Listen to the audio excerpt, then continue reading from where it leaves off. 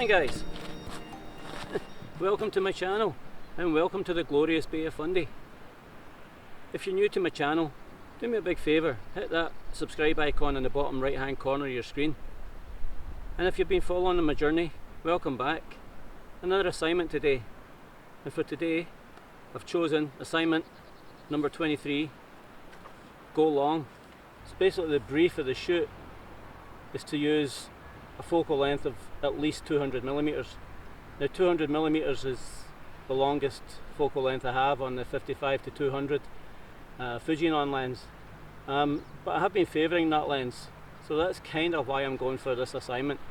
On the way down here this morning, beautiful morning light, so I stuck the 55-200 on, jumped out the car. There was some glorious scenes on the way down.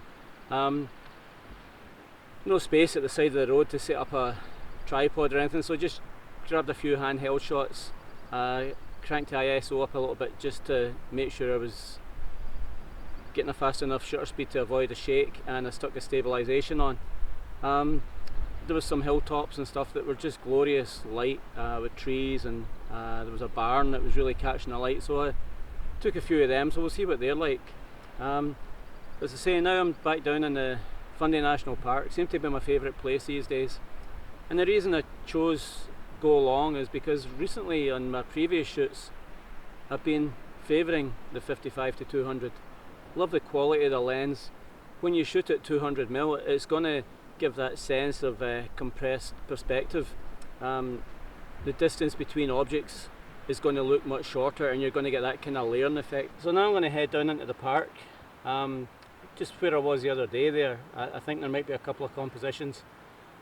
Seen some potential compositions when I was shooting for my Get Close video. Anyway, enough of that. I'm going to head into the park. 55-200 is the order of the day, but I'm going to be at 200mm the whole time. Obviously I'll snap a few other images as well, but for the assignment, 200mm.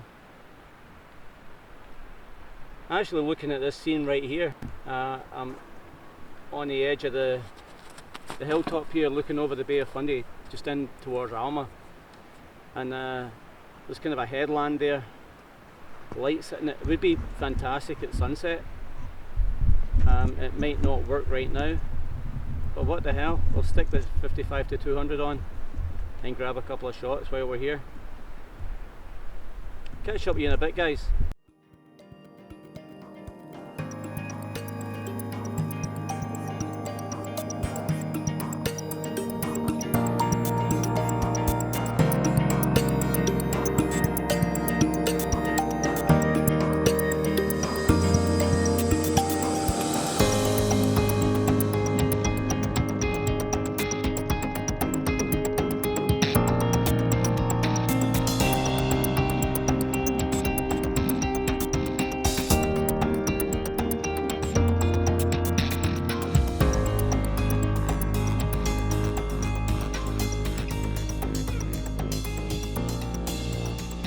So here's an interesting composition.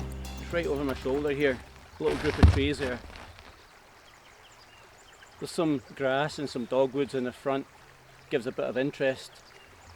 but I'm really attracted to the contorted branches, and I'm thinking a moody black and white. It's very Thomas Heaton or Simon Baxter type of image. Let's hope I can do it justice. The light's just kicking off there right now on that, so I'm going to stick the 55 to 200 on, see what we can get. So I've got it framed up now there. ISO 200, I've got the 55 to 200 on. I'm zoomed all the way to 200, which is, the assignment says don't use a focal length less than 200. So 200 is the maximum I've got, so that's what I'm going for.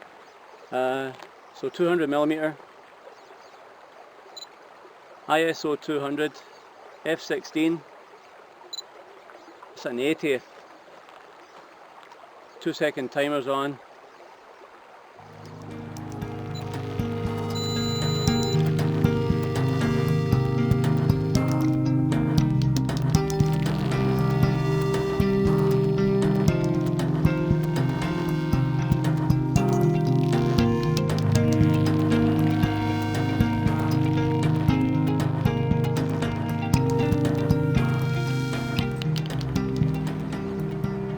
Looks not bad, but I'm going to try another couple. Might increase the ISO a little bit, and I might actually just move the tripod just a little bit further up here. What another glorious morning down in Fundy Park, guys. It's a bit of a system coming in tomorrow, I believe, so I'm making the best of the opportunity today.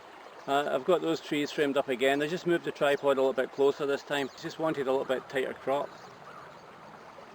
Changed the ISO to ISO 400.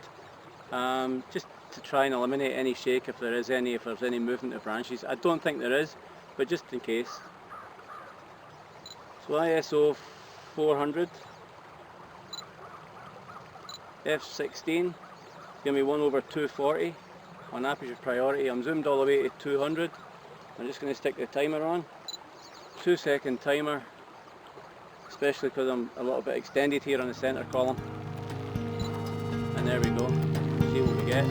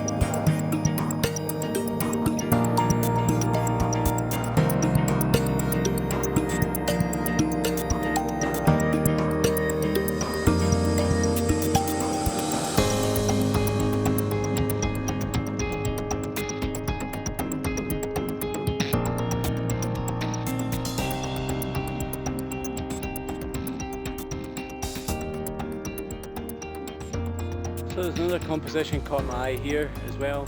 There's a group of small trees over there. They're spaced quite evenly, but there's one that's the light's hitting it and it's kind of standing out against the darker background. Bit of colour around the base of it as well, so I'm going to see if I can pick that out, guys. Just bear with me here. 55 to 200, I'm zoomed all the way in. Unfortunately I'm going to have to extend the column because the snow here is so deep. Tripod sank right in, so the column's extended. Don't really like that, especially with a longer lens, but needs must. So I'm just going to see if I can frame it up here. Actually, I'm a little bit too close. What I think I might do,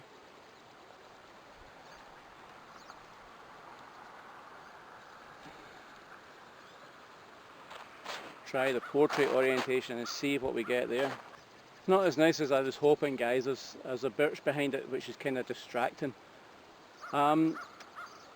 Probably gonna go for an aperture like 5.6 or something like that, just to try and isolate it from the background.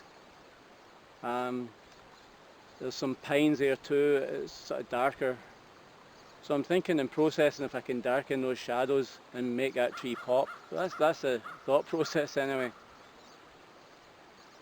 See what we can do here. I am just a little bit too close, guys. It's a really tight composition. Not what I was going for at all, but since I'm set up, I'm going to take the image anyway. So there we go, guys. Hope it's still recording. 55 to 200, zoomed all the way to 200. 2-second timers on. f5.6. ISO 100. Shutter speed is 1/400.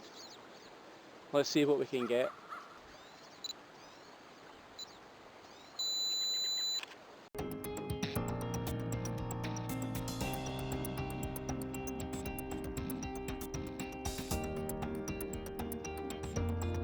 So guys, I didn't like that last composition at all.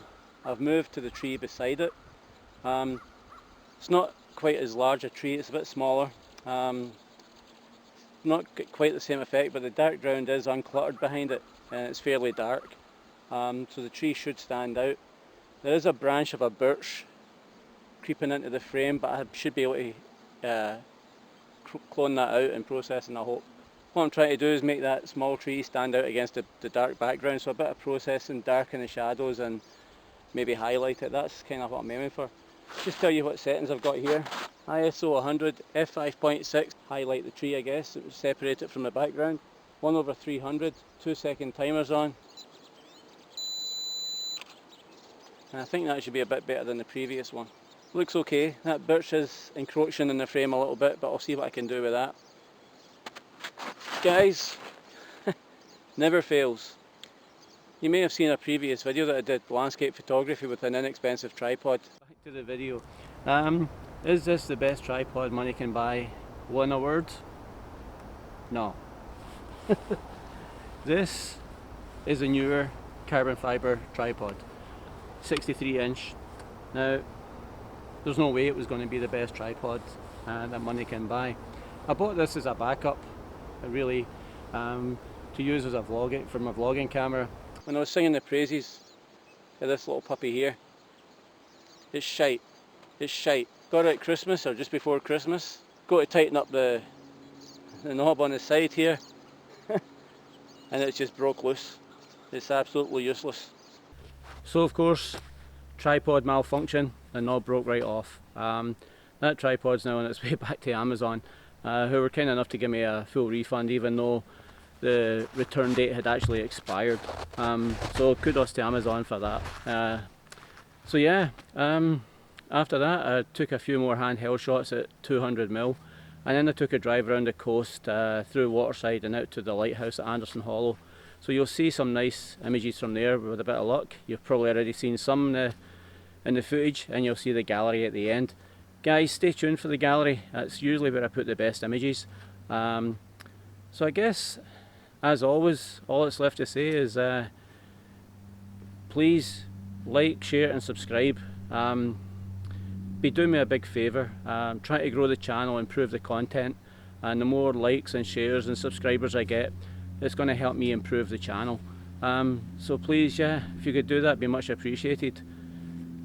All that's left to say now is thanks again for watching, and cheers for now. See you in the next one.